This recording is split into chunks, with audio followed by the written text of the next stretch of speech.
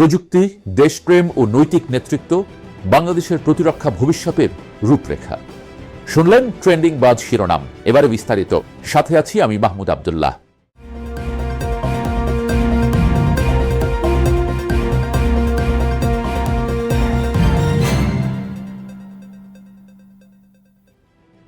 সম্প্রতি মাননীয় প্রধানমন্ত্রীর প্রতিরক্ষা উপদেষ্টা ব্রিগেডিয়ার জেনারেল অবসরপ্রাপ্ত ডক্টর ATM শামসুল ইসলাম MISTকে সশস্ত্র বাহিনীর তরুণ কর্মকর্তাদের উদ্দেশ্যে যে বক্তব্য দিয়েছেন, তা শুধু একটি আনুষ্ঠানিক বক্তৃতা নয়, বরং বাংলাদেশের প্রতিরক্ষা চিন্তায় একটি সময়োপযোগী দিক নির্দেশনা। মুক্তিযুদ্ধের চেতনা, আধুনিক প্রযুক্তির সংযোগ এবং নৈতিক নেতৃত্বের সমন্বয়ে ভবিষ্যৎ বাংলাদেশ গড়ার যে আহ্বান তিনি জানিয়েছেন, তা বর্তমান ভূ রাজনৈতিক বাস্তবতায় অত্যন্ত প্রাসঙ্গিক। উপদেষ্টা মহান মুক্তিযুদ্ধের শহীদদের প্রতি শ্রদ্ধা জানিয়ে শুরু করেন এবং শহীদ প্রেসিডেন্ট জিয়াউর রহমানের স্বাধীনতার ঘোষণার ঐতিহাসিক তাৎপর্য তুলে ধরেন। তিনি স্পষ্ট করে বলেন, স্বাধীনতা কোনো সাধারণ রাজনৈতিক ঘটনা নয়, বরং লাখো মানুষের রক্ত ও ত্যাগের ফসল।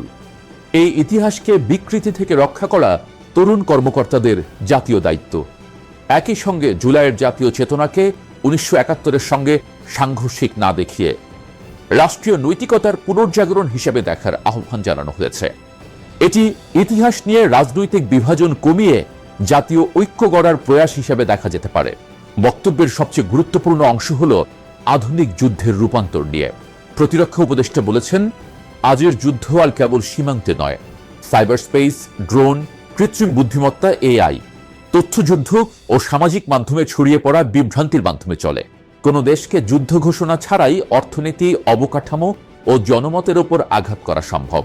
এই বাস্তবতায় তরুণ কর্মকর্তাদের শুধু সামরিক নয়, প্রযুক্তি, মনস্তত্ত্ব ও কৌশলগত যোগাযোগেও দক্ষ হতে হবে।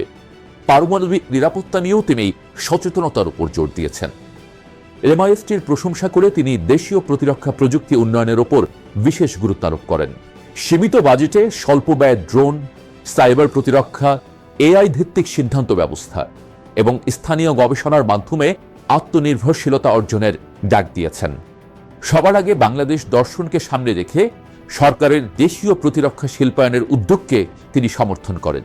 এটি শুধু প্রযুক্তিগত নয়, সার্বভৌমত্বের প্রশ্নও বটে।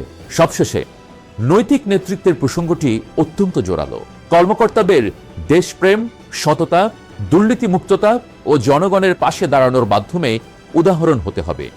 উগ্রবাদ, সাম্প্রদায়িকতা ও গুজবের বিরুদ্ধে সতর্ক থাকার আহ্বানও রয়েছে।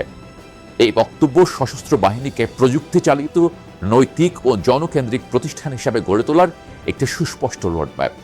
বাংলাদেশ যদি আঞ্চলিক চ্যালেঞ্জ মোকাবিলা করে উন্নয়নের পথে এগোতে চায়, তবে প্রতিরক্ষা খাতে প্রযুক্তি, দেশপ্রেম, নৈতিকতার এই সমন্বয় অপরিহার্য। তরুণ কর্মকর্তারা যদি এই আহ্বানকে বাস্তবে রূপ দিতে পারেন, তাহলে ভবিষ্যৎ বাংলাদেশ শুধু নিরাপদ নয়, আত্মনির্ভরশীল হবে। আজ এই পর্যন্তই। আবারও দেখা হবে নতুন কোনো বিষয় নিয়ে। সে পর্যন্ত ভালো থাকুন সবাই।